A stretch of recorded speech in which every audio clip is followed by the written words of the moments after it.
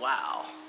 There's so much artwork here. He said there's over 3,000 pieces. Hola, mi amigos. Buenos dias. This morning we're heading into town. We're gonna check out Casa de los Venados. Casa de los Venados. It is the largest private collection of folk art here in the Mexican Yucatan Peninsula. Sawyer man, he's walking on his own this morning, so we're off to a good start. As you can tell, I'm feeling much better. Fasted yesterday for most of the day. Ate a little fruit and some avocado in the evening just to kind of let my body cleanse itself out. Feeling much better this morning. But we're gonna bring you guys along for the tour and we're gonna check out some Mexican art and see what all this museum has to offer. Stop, stop, stop, stop. Stop.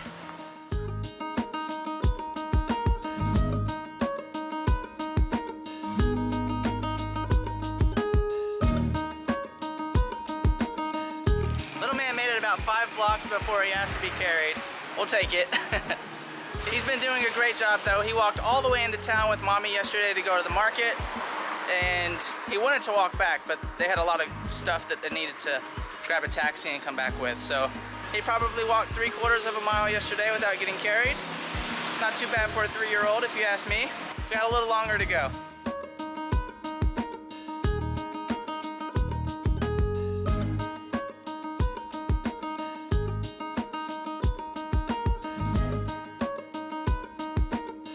So throughout town, there's lots of little taco stands like that set up. There's 2 on 1 block that we just passed by. I'm excited to try those out, but I will give my stomach a bit of a break from yesterday and the day before. So maybe later this week, we will try one of the local taco stands.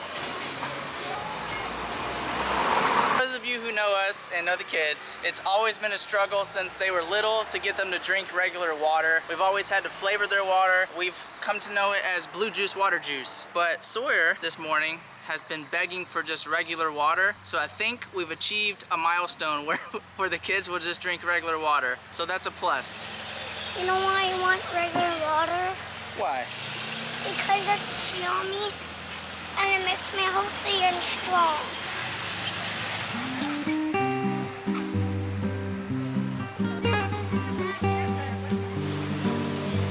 Hola, buenos días. Be welcome. Come on.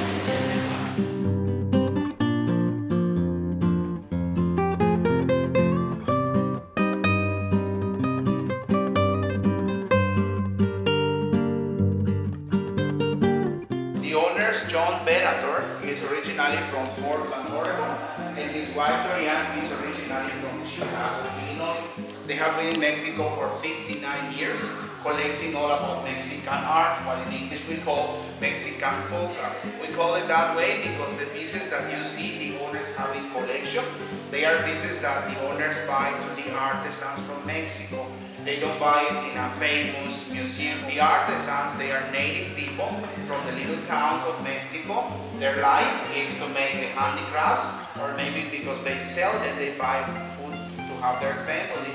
So the owners have been going to the artisan's house, they have been going to the artisan's workshops. They say that's the best way they have found to help and to benefit the local people. So the guided tours we do are not to be explaining every piece that we see because we'll never finish. The owners have more than 3,000 pieces in their collection. We show you the house and we go explaining some of the pieces the owners have in collection. Welcome. Hope you enjoy your tour. We're not a formal museum, and we're certainly not a business either.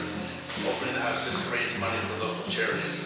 When you're in the salon, you're going to see a whole bunch of photo op checks. However, during the pandemic, we were closed by law for 6 months. Nobody was coming. We started concentrating on a group called Manos de Amigas, making personal contributions from Dorian and myself, and then whatever little donation money we got from tours. It's a group of women. They buy and deliver basic food to elderly, poor people in several places here. The pandemic really called to everybody's attention to the acute need. Thank you very much for helping make that possible. So the owners purchased this place. It was abandoned for 30 plus years. They purchased it over 20 years ago and renovated it. It took them many years to renovate. They actually live here. It's a museum as well, but they have another place in the house that they live in, and this is the condition that it was in when they first purchased it.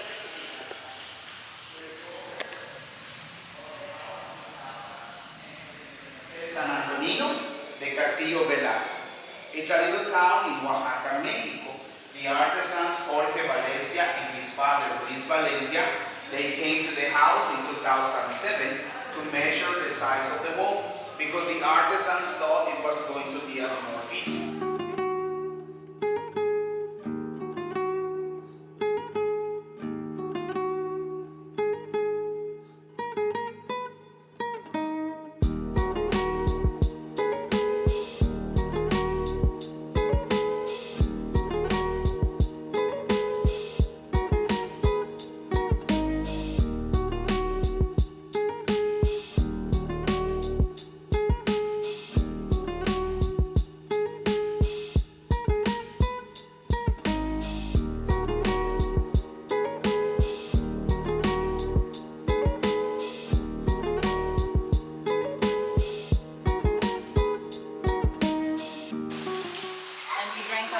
It's heavy. You wanna hold it? Yeah. Yes, of course, no problem. What we make with it is to cut it in a half. Then with hot water, we boil the shells. Then we scrape its fruit out. Then we dry them off. It takes like 2 or 3 days to dry. Then we use it to be a plate. It can also be a glass. In the little towns in Mexico, amigos, many people don't have, like, for example, a glass, a plate, or something. So this is what they use to drink water, or this is what they use. Also, they can use it to be a scale, to weigh 1 kilo or 2 kilos. Is it reusable? See, in the little towns in Mexico, the native people, they still use it. Let's say you go to a little town, and with this weather, you say, oh my goodness, I didn't carry my water. Would you give me some water to drink, please? Yes, they dip the water with that, and they give it to you. But the difference in this room is the decoration. If you realize, most of these pieces in this room are to explain about religion, about Catholicism, Christianity. It's not because the owners are religious. The Mexicans, amigos, when you meet the Mexicans, of course in Mexico, they talk to you like if they know you forever. We are very open to speak. We like to socialize very fast. It's like if we know you forever. When we talk to you, we say a lot, amigo, amiga. It's a way to socialize.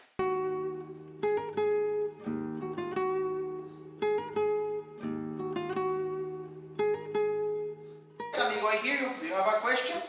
Are there any dogs in here? One. And it's the princess. She's Princess Mia, please. Yeah, she's the princess of the house. Mia's going to be 10 years old this coming April. Are you gonna laugh at this? We threw the ball to the dog, and Mia goes fast and get the ball and bring this to you.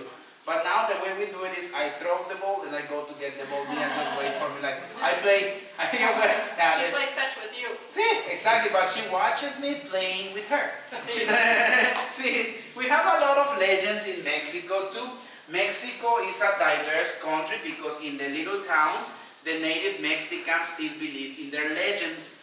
For example, my job is not to scare you, of course, but in the little towns, when the Mexicans sleep and they hear the dogs barking at night, they wake up and they know what is that. They believe that at night, when the dogs bark a lot, is when the shaman or the midwife of the town is transforming or becoming in the body of an animal to scare the people. We have never seen it alive, but we call this legend Nahual. It's a representation because we have never seen it alive. We believe that would look like if we see it alive. A piece of wood, it's like a hook to hold your hammock. In the little towns in Mexico, amigos, in Yucatan, we don't sleep in a bed. We sleep more in a hammock. If you put me to sleep on a bed, in the morning I wake up like I have something tight here in my back. And I wonder how you don't fall when you are dreaming. Yeah, because for me, my hammock is like a cradle, como una cuna. When I'm falling down, the hammock puts me in again. See, but in the bed, you are rolling, you say, no. And then all of a sudden, you wake up in the floor, first en el piso.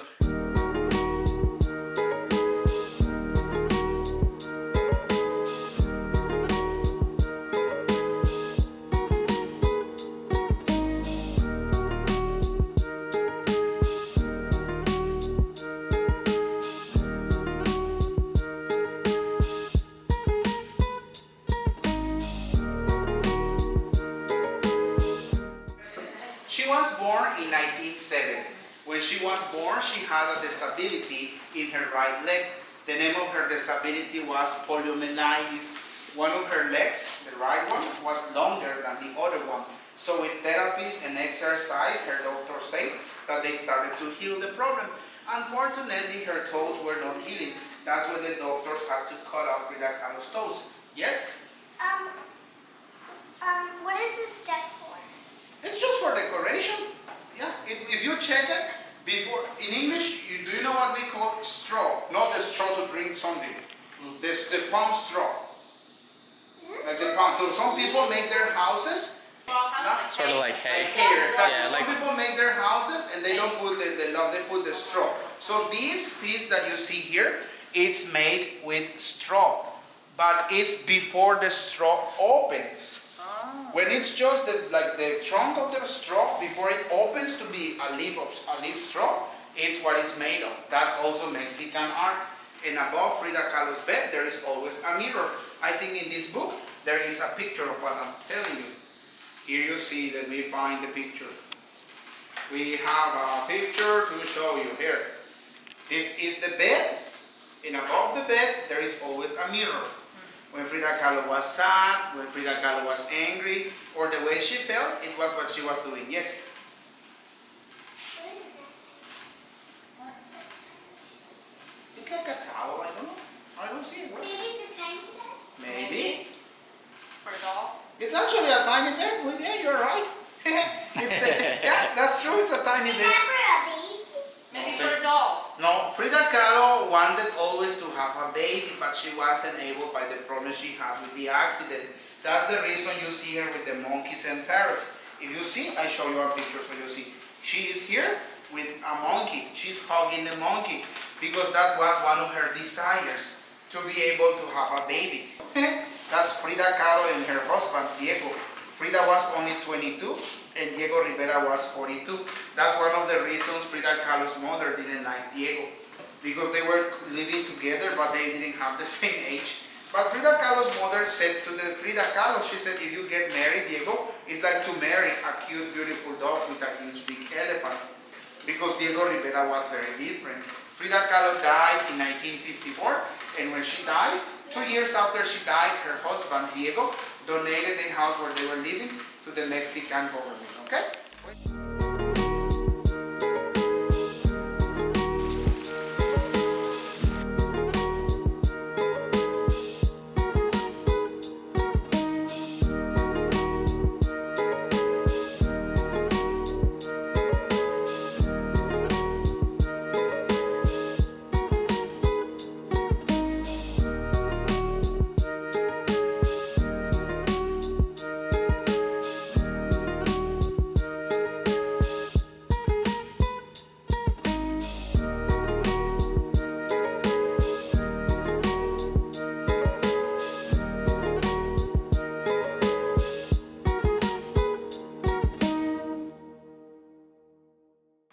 Yes, amiga. What does that say? Cerveza, Corona. See, if you read it, it says cerveza. In a party, the drum cannot miss. Hey, say muchas gracias. Muchas gracias. Thank you, friend, for visiting the house too. Wow. There's so much artwork here. He said there's over 3,000 pieces. This was pretty cool. The kiddos were amazed by a lot of the different pieces. Sammy had a lot of different questions. But if you're in Valladolid ever and you are looking for something to do, this is definitely recommended.